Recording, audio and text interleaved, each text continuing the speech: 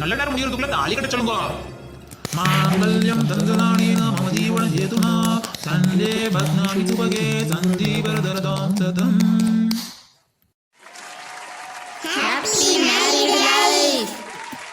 வாழ்க பல்லாண்டு கல்யாண வாழ்க்கையாண்டு உதயமாகும் புதிய ராகமும் இசையாகும் புனிதமாகும் இனிய வேளையிலே சந்தோஷ கவிதை கோயிலே இனிய வேளையிலே சந்தோஷ கவிதை கேள் கோயிலே. வாழ்க பல்லாண்டு கல்யாண வாழ்க்கை 100 ஆண்டு. என்கிட்ட ஒரு வார்த்தை கூட சொல்லாம கிளவனும் இவனும் இவ்வளவு சதித்திட்ட தீட்டியிருக்காங்கன்னா இது எல்லாத்துக்கும் காரணம் இவ தான். இவ வீட்டுக்கு வரட்டும், இந்த பஞ்சவர்ணை யாருன்னு காட்டுறேன் இவளுக்கு. கல்யாணத்துக்கு முன்னாடியே என் பேரனையும் என் புருஷனையும் மையக்கி இந்த அளவுக்கு திட்டம் போடுறானா இவ எப்பேற்பட்டவளா இருப்பான். 4 மணி நேரத்துக்கு தானே கிழவன் என்னை பேசக்கூடாதுன்னு சொல்லியிருக்கிறான். 4 மணி நேரம் முடியட்டும், அந்த பஞ்சவர்ணை யாருன்னு காட்டுறேன். என்ன தாத்துக்குட்டி, நீ நினைச்ச மாதிரி சூப்பரா உன் பேரனு கல்யாணத்தை முடிச்சு விட்ட. சேலவே இல்லாம சிக்கனமா இங்க பாரு, எங்களுக்குள்ள என்ன ட்ரீட்? என்னையா என்ன கேக்குறான் நட்டவள்ளி? ஐயோ, இங்கேயே கொடூரமா மூஞ்ச வச்சிருக்காளே, என் நிலைமை என்ன ஆகுமோ தெரியலையே. பஞ்சவர்ணா, ஓ திறமையை பார்த்து பொறாமப்படுது அந்த பிள்ளை. பேரனுக்கு இவ்வளவு சிக்கனமா படிச்ச பொண்ணா அழகான பொண்ணா பார்த்து இவ்வளவு சுருக்கமா கல்யாணத்தை முடிச்சிட்டாங்களே அப்படின்னு பொறாம. அதுவும் ஓ திறமையை பார்த்து தான் பொறாம. சரி சரி, நீ என்ன சொன்னாலும் நம்புவேன்னு எதை வேணா சொல்லுவேன்னு நீ நினைச்சுக்கிட்டு இருக்கியா? சரி சரி, வீட்டுக்கு வா, உடனே நான் பேசிக்கிறேன். என்ன பால்கார, நீங்க கூட ஒரு வார்த்தை பேசவே மாட்டேங்கிறீங்க. கல்யாணத்தை சுருக்கமா முடிச்சு விட்டீங்க, ட்ரீட் என்ன எங்களுக்கெல்லாம்? ட்ரீட் தானே வேணும். என்னை பத்தி ஊருக்குள்ள தப்பா பேசின பொம்பளைங்களாம் யாருன்னு தேடி கண்டுபிடிச்சி என் கண்ணு முன்னாடி கொண்டுகிட்டு வந்து நிறுத்துங்க. அவளுகளை நாக்கப்படுங்கிற மாதிரி 4 வார்த்தை நறுக்கு நறுக்கு நறுக்குன்னு கேட்டு காரி அவளுக்கு மூஞ்சிலே துப்பணும். அதுக்கப்புறம் நீங்க என்ன கேட்டாலும் நான் ட்ரீட் பண்றேன் உங்களுக்கு. எது ட்ரீட் பண்றியா? என்னம்மா ஹாஸ்பிட்டல்ல ட்ரீட் பண்ற மாதிரி இது பேசிட்டு இருக்கிற நீனு? அந்த ட்ரீட்டை நான் கேட்கலாமா? ட்ரீட் விருந்து. ஐயோ எடியே நெட்ட வள்ளி, நீ வாயை வச்சு கூட சும்மா இருடி. அந்த பிள்ளையே ஏதோ உள்குத்து வச்சு பேசிக்கிட்டு இருக்கு, நீ வேற வாயை வச்சு கூட சும்மா இருக்க மாட்டே. ட்ரீட் இல்லாட்டி இப்ப என்னடி உனக்கு?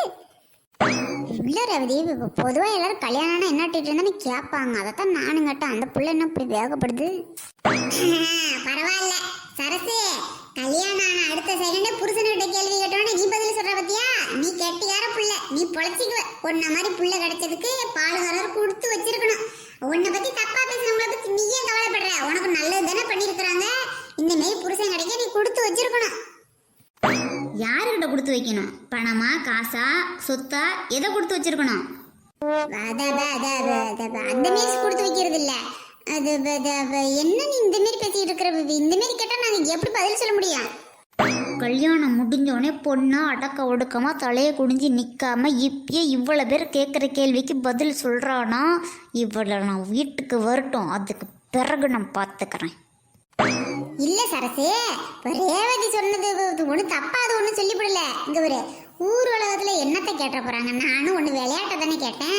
ட்ரீட் எதுக்கெல்லாம் ட்ரீட் கேட்பாங்க தெரியுமா? பிறந்த நாள் வந்தா ட்ரீட்டு, கல்யாணம்னா ட்ரீட்டு, கன்சீவ் ஆனா ட்ரீட்டு, குழந்தை பிறந்துச்சுன்னா ட்ரீட்டு, குழந்தைக்கு பர்த்டே வந்தா ட்ரீட்டு, வீடு கட்டுனீங்கன்னா ட்ரீட்டு, வீடு குடி போனீங்கன்னா ட்ரீட்டு, எல்லாத்துக்கும் ட்ரீட்டு தானே கேட்குறாங்க. அந்த மாதிரி ஒரு பொதுவாக தான் நான் கேட்டேன். நீ எதை கோச்சிக்காத.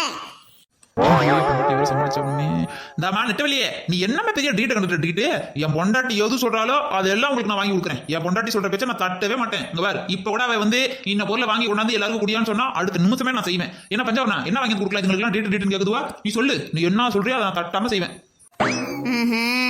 என் பேச்சை மீறி நீ எதுவுமே பண்ண மாட்டேன். இதை விட நீ இதுக்கு மேல பண்றதுக்கு என்ன இருக்கு? என்ன இருக்குங்கிறேன். ஐயோ பஞ்சி, என் தங்கமே, என் உசுரே நீ தாண்டி. இங்க பாரு, நேற்றுக்கு உன் கையால தான் எல்லாம் எடுத்து கொடுத்த. தாலியும் நீ தாண்டி எடுத்து கொடுத்த. இப்பயும் உன் கையால தான் தாலி எடுத்து கொடுத்த. பேர நல்லா இருப்பாண்டி. இதை விட வேற என்னடி வேணும் உனக்கு? வேணும்யா வேணும். இதுக்கு முன்னாடி என்னென்னலாம் நடந்துச்சு, இந்த மாதிரியெல்லாம் ஏன் பஞ்சாயத்து வரைக்கும் வந்துச்சு, பஞ்சாயத்தில் திடீர்னு ஏன் கல்யாணம் முடிவு ஆணுச்சு என்கிட்ட சொல்லாமல் இது எல்லாம் எதுக்கு நடந்துச்சு, இந்த கல்யாணம் எனக்கு தெரியாமல் நீ எதுக்கு நடத்தின, இப்போ நான் கடைசி நேரத்தில் வந்துட்டேங்கிறதுக்காக இதெல்லாம் கேட்காம இருக்கணுங்கிறியா? இருக்கட்டி உனக்கு வீட்டுக்கு வாடி உனக்கு நான் வச்சிருக்கேன்டி. நீ சாவர வரைக்கும் நினைச்சு அழுகுற அளவுக்கு வச்சிருக்கிறேன்டி நான். உனக்கு மட்டும் கிடையாது, அவளுக்கும் தான். என் பேரனை கட்டிக்கிட்டு வந்துட்டாங்கிறதுக்காக போனா போதுன்னு விட்டுட்டுலாம் இருக்க மாட்டேன். ஒரு பொம்பளை பிள்ளைக்கு இவ்வளவு ஆணவம் ஆகக்கூடாது. கல்யாணத்துக்கு முன்னாடியே உன்னையும் மயக்கிருக்கிற, என் பேரனையும் மயக்கிருக்கிற, நடு தெருவில் கொண்டாந்து நிறுத்தி இருக்கிற, பஞ்சாயத்து வரைக்கும் அசிங்கப்படுத்தி இருக்கிற, ஏதோ திருட்டுத்தனம் பண்ணி கழுத்தில் தாலியை வாங்கிக்கிட்டா. அந்த மாதிரி என் வீட்டில் வந்து வாழ முடியாது. நான் பண்ணுறதை பார்த்து அவளே பயந்து ஊரை விட்டு ஓடல பாரு. அதுக்கப்புறம் என்னை பார்த்தா என்ன கேணச்சி மாதிரி இருக்கா, இல்லை நெத்தியில இழிச்ச வயின்னு எழுதி ஒட்டி இருக்குதா? நீங்கள் ஒடியாருவீங்களா? 4 மணி நேரத்துக்கு எதுவும் பேசக்கூடாதுவீங்களா? இல்லாட்டி நான் செத்து போயிடுவேங்களா? உங்கள் பேச்சு கேட்டுக்கிட்டு நான் நாய்க்குட்டி மாதிரி பின்னாடியே வருவேனா? இங்கே வந்து பார்த்தா உன் கையால் தாலி எடுத்து கொடுன்னு சொல்லுவீங்களா? எடுத்து கொடுப்பேனா? ஆசீர்வாதம் வாங்குவானா? கல்யாணத்தையும் பண்ணிக்குவானா? என் ராசா தங்கமே நல்லா இருன்னு நான் சொல்லுவேனா? அந்த மாதிரி நினச்சிக்கிட்டு இருக்கியா? என்னை பார்த்தா உனக்கு எப்படி தெரியுது? என் ஊர் என்ன, என் பேர் என்ன, என் மவுஸ் என்ன, என் மரியாதை என்ன, என் பிறப்பு என்ன, என் இருப்பு என்ன, என் குடும்பம் என்ன, என் வம்சம் என்ன, அப்பேற்பட்ட குடும்பத்துலேருந்து வந்தவளுக்கு என் பேரனுக்கு இப்படி தான் கல்யாணம் பண்ணுவியா? நீனு இப்படி தான் பண்ணுவியாங்கிறேன். என் பேரன் மேலே எந்த தப்பும் கிடையாது. அவனை நான் ஒன்றும் சொல்ல மாட்டேன், அவன் நான் எதுவும் சொல்ல மாட்டேன். அவன் வெகுளி, அவன் யார் எது சொன்னாலும் நம்பிடுவான். அவன் மனசு கஷ்டப்பட்டிருப்பான். இவ தான் ஏதோ என் பேரனை சொக்கு பிடி விட்டு மயக்கி இருக்கிறா. அதுக்கு காரணம் நீயும் தான். உன்னையும் மயக்கி இருக்கிறா, அவனையும் மயக்கி இருக்கிறா. அவள் இந்த வீட்டில் நிம்மதியாக வாழ முடியாதியா? நீ நினச்சிக்கிட்டு இருக்கியா நீனு உன் பேரனை கல்யாணம் ஆயிடுச்சு அவன் சந்தோஷமா இருப்பான்னு? என் குடும்பத்துக்கு ஏற்ற பொண்ணு ஈவ கிடையாது, கிடையவே கிடையாது. முத்து, ஒழுங்கா என்னை பற்றி தப்பாக பேசினவளுகளை கண்டுபிடிச்சி என் கண்ணு முன்னாடி கொண்டுட்டு வந்து நிறுத்துற. அதுக்கப்புறம் நான் என் வேலையை பார்த்துட்டு போயிட்டே இருப்பேன். சும்மா அனாவசியமாக வந்து உன் தாத்தாவை பார்த்துக்குவேன், உன் பாட்டியை பார்த்துக்குவேன், உன்னை பார்த்துக்குவேன், உங்கள் வீட்டில் நான் தங்கி இருப்பேன். இந்த மாதிரி கற்பனையெல்லாம் நீ வளர்த்துக்காத முத்து, வளர்த்துக்காத. நான் படிக்க போயிடுவேன், என் லைஃப்பை நான் பார்த்துக்குவேன். என்னால் எப்படி இருக்கணுமோ அப்படி இருந்துக்குவேன். இப்போதைக்கு இந்த ஊர்லேருந்து நான் வெளில போனால் போதும், அதுக்கு மட்டும்தான் அந்த கல்யாணம். இங்கே பார், இவன் இந்த வீட்டில் வாழவே முடியாது, வாழவே கூடாது. இவளை எப்படி வீட்டை விட்டு துரத்துறேன்னு மட்டும் பாரு நீனு. பஞ்சவர்ணா இப்படிலாம் கோவப்படாத பஞ்சவர்ணா, அது நல்ல பிள்ளை. உன் பேரை மேல உசுரியே வச்சிருக்கு. உன் பேரை தங்கன்னு தாங்கும். அதோட உன்னை என்ன எல்லாரையும் நல்லா பார்த்துக்கும். ஐயோ நீ அந்த பிள்ளைய பத்தி தப்பா நினைக்காத பஞ்சவர்ணா. நம்ம குடும்பத்தையே காப்பாற்ற வந்த குலசாமி அந்த பிள்ளைதான். எனக்கும் உங்க குடும்பத்துக்கும் எந்த சம்பந்தமுமே கிடையவே கிடையாது. இதை தெளிவா உன் தாத்தா பாட்டிக்கிட்ட நீ சொல்லிடு.